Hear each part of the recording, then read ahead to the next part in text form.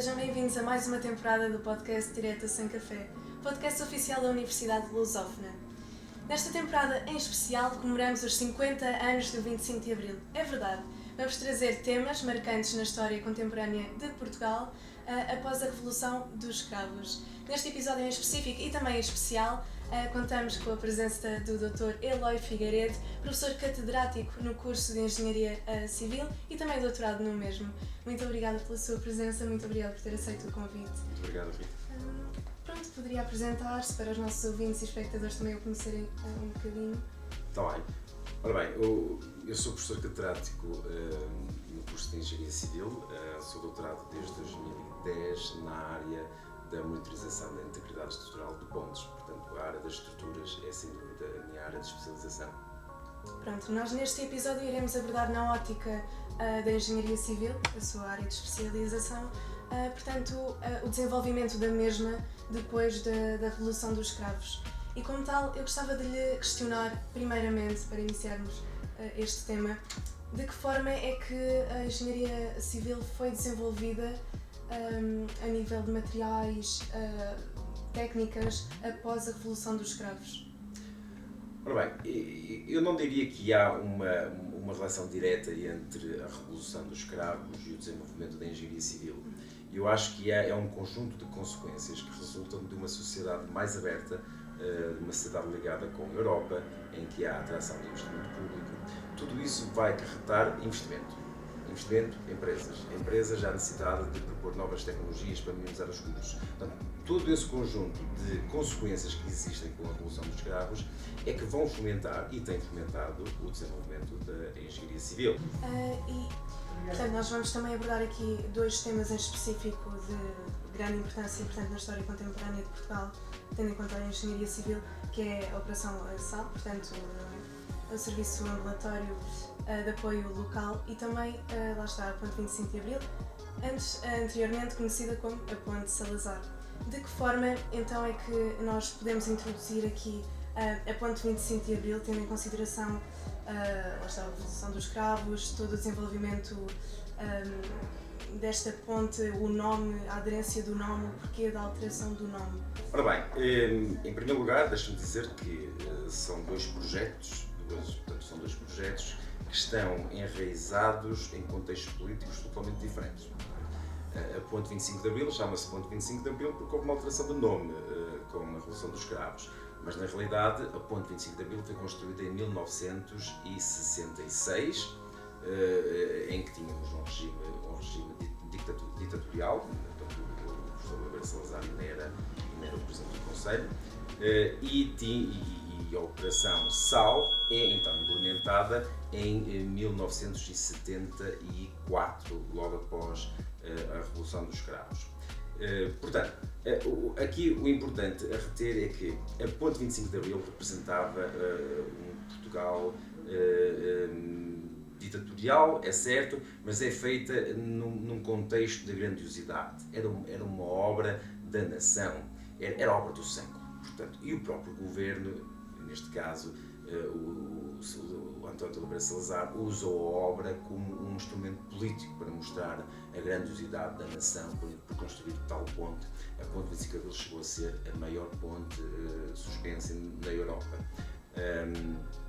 E, portanto, por outro lado, a Operação SAL surge uma resposta aos problemas habitacionais que haviam na altura.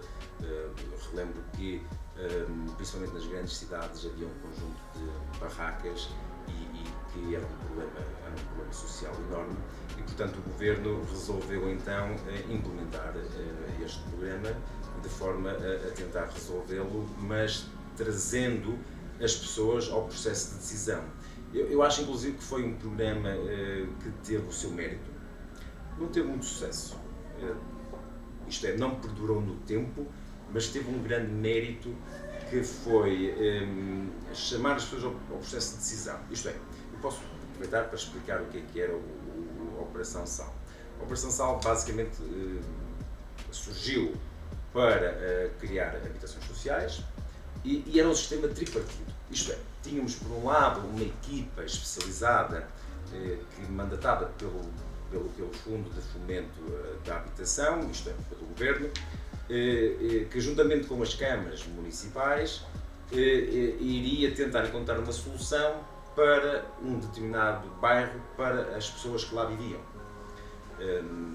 Portanto, basicamente, esta equipa técnica dava todo o apoio técnico e burocrático necessário e também dava financiamento, portanto o Estado também financiava. Depois tínhamos as câmaras municipais que tinham função de disponibilizar o solo, garantir a propriedade do solo para poder fazer a urbanização, onde iria surgir o bairro.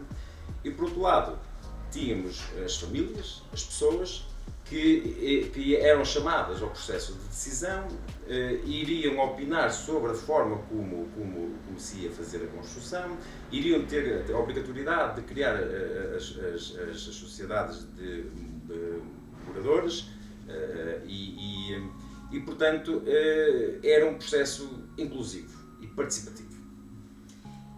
Como uma pergunta complementar, talvez, ao seu trajeto também enquanto profissional, na formação em engenharia, sente que houve mudanças significativas na abordagem pedagógica a nível de currículo e na formação dos engenheiros após este acontecimento? Sem dúvida. Portanto, o sistema do 25 de Abril era um sistema cátedra baseado na personificação de um professor, de um docente, havia um distanciamento muito grande entre o professor e o docente, havia um distanciamento muito grande entre o professor e o aluno, e portanto era um sistema que se baseava muito na repetição, na obrigatoriedade dos alunos decorarem conteúdos. Hoje já não é assim, hoje privilegia-se mais a compreensão, a aquisição de competências em vez de conteúdo. Isto é, dá-se privilégio que o aluno seja capaz de compreender e aprender do que propriamente apenas decorar um conjunto de conteúdos. Portanto, sem dúvida que são dois sistemas totalmente diferentes.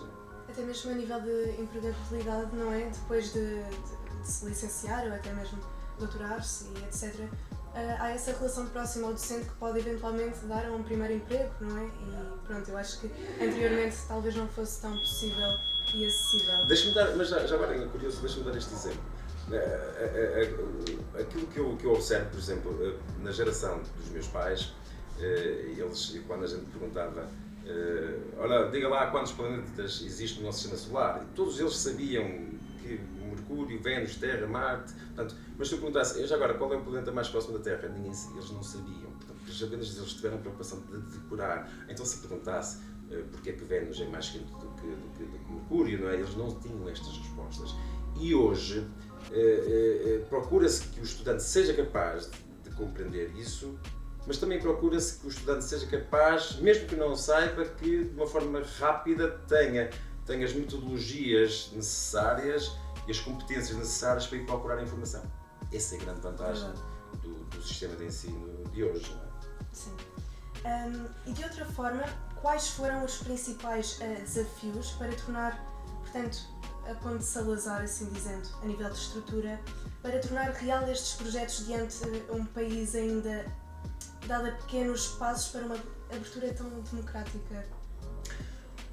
Ora bem, há um aspecto importante que é bom que se tenha presente, é que a engenharia é um meio ou é um mecanismo para executar políticas públicas ou privadas, isto é, a engenharia está ao serviço das políticas para executar aquilo que elas pedem. Portanto, essa é a grande capacidade da engenharia. A engenharia tem realmente esta capacidade de poder ir de encontro às necessidades e a forma como vai suplantar essas necessidades, a rapidez, é muito função do desenvolvimento do próprio país e, portanto, quanto mais dinâmico o país tiver, mais desenvolvimento tecnológico vai haver e de uma forma mais ágil a engenharia vai poder dar resposta aos desafios que são impostos. Eu costumo dizer que a engenharia não tem limites, portanto, se alguém quiser que se construa uma ponte daqui até à Lua, vai-se construir. há um problema financeiro para resolver, primeiro, certamente, é preciso pagar, não é? Mas do ponto de vista tecnológico, tudo é possível com a engenharia. E na ótica do espectador agora e do ouvinte, como é que poderá ter sido este processo de construção da própria estrutura da Ponte 25 de Abril? Porque há muito esta questão, não é? Ok, está ali a ponte, mas e como é que tudo isto acontece até chegar ao resultado final, que é a ponte, não é? Pelo qual eventualmente podemos passar. Bom, nós, na altura, havia uma necessidade tremenda aqui em Lisboa. Eu não sei se é essa a resposta que pretende, mas falando um pouco sobre a contextualização do surgimento da própria ponte. A ponte 25 de Abril surge com a necessidade de expandir a área metropolitana de Lisboa para a margem sul. Quer dizer, a margem sul, aquilo que era pouco desenvolvida, portanto, e a ponte 25 de Abril veio permitir que, de uma forma mais fácil, as pessoas pudessem deslocar-se da margem norte para a margem sul. Relembro que, nessa altura em que é construída a ponte 25 de Abril, a mobilidade das pessoas entre as duas margens era feita apenas por barcos. Portanto, um barco que ligava, por exemplo, Cacilhas ao Terreiro do Paço. E, portanto, a ponte surge com essa necessidade. E hoje eu não consigo imaginar o que é que seria de Lisboa se não tivesse a ponte 25 de Abril, não é? Imaginar Lisboa só na margem norte seria muito complicado, eu nem quero imaginar. Portanto, agora, há uma coisa também importante, que é que Portugal não tinha também o conhecimento tecnológico para poder executar esta ponte, portanto, e daí teve necessidade de importar esse conhecimento tecnológico e lançou um concurso público de Conceição-Construção, que seria hoje Conceição-Construção, para executar a ponte, e acabou por ser uma empresa americana a executar a ponte. Claro que depois houveram empresas portuguesas que se juntaram ao consórcio, e é evidente, mas foi tudo tecnologia importada na altura. Mas também não vamos pensar agora não vamos pensar de que nós não tínhamos conhecimento tecnológico para executar a ponte. Ainda hoje também tenho dúvidas se conseguiríamos fazer uma ponte daquelas só com tecnologia portuguesa. Eu acho que seria muito difícil. Porque não temos experiência. Pontes suspensas em Portugal, como aquela só há uma, não é? Portanto, e para nós podermos saber fazer, nós temos que ter obra. Portanto, nós conseguimos construir pontes com ponte baixa da gama. Não há problema, temos tecnologia suficiente em Portugal para construir outra ponte para baixo da gama. Não teríamos para construir uma ponte com a ponte 25 de Abril. Como é que sente que pode haver, podemos preservar, assim dizendo, esta conseguida liberdade, assim dizendo, a nível de engenharia e desenvolvimento e fundamento após a Revolução dos Cravos? Como é que, o futuro, como é que será o futuro da engenharia civil mesmo após esta revolução? Na sua ótica, claro.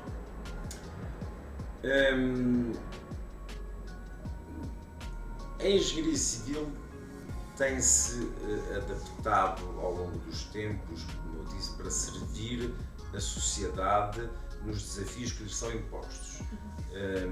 Nós hoje temos vários desafios, como por exemplo a questão da habitação, que tem que ser resolvida, e a engenharia civil está aqui também para dar resposta a essa necessidade, tal como esteve a engenharia civil, a arquitetura, tal como esteve há 50 anos atrás com o projeto ou a Operação SAL. Portanto, eu diria que a engenharia vai-se ajustando às necessidades. Portanto, nós temos hoje um conjunto de investimentos que poderão ser feitos no aeroporto, da linha de alta velocidade, da terceira travessia do Tejo, e portanto a engenharia vai ter aqui um grande desafio, mas vai ter esta capacidade de se ajustar à necessidade, e portanto, agora temos que construir mais uma ponte, mais uma grande extensão de linha férrea, então vamos nos dotar dessas competências, dessa capacidade para poder construir. E certamente, no final deste conjunto de investimentos, nós vamos estar numa posição melhor para voltar a exportar, tal como já fizemos. Eu lembro-me que, quando eu acabei o curso, a licenciatura em 2003.